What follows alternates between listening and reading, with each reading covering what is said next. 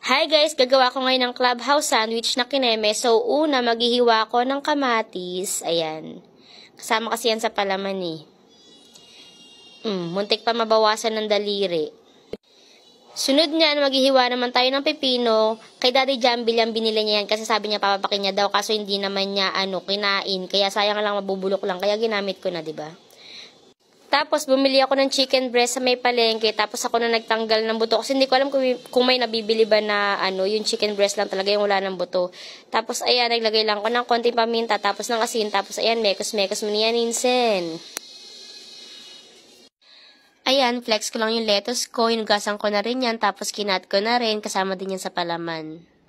Isa rin yung sa nagpapasarap dun sa clubhouse sandwich. Tapos sunod, mag-slice tayo ng cheese. Yan, kahit maninipis lang.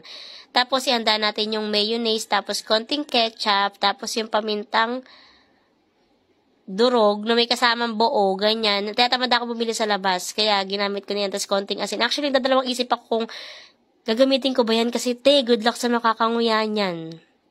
Ayan, tapos, yan na natin yung tasty, yung itlog, yung ham, tapos chicken breast. Tapos, magbabati lang tayo ng itlog, ganyan. Tapos, maglalagay ng konting asin. Ayan, mekos-mekos. Tapos, ayan, maglalagay tayo ng margarine sa may kawali. Tapos, ipipirito natin yung tasty.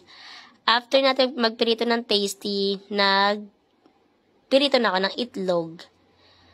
Kung paano lang tayo magpirito ng itlog, ganun. Tapos, after nyan, yung ham, tapos sinunod ko na yung chicken breast, piprito rin natin.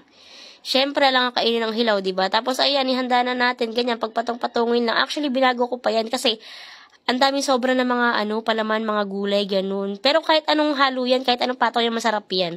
Approve naman sa mga katrabaho ng asawa ko diba? Charis. So, yun, masarap. Try nyo, promise. Babush!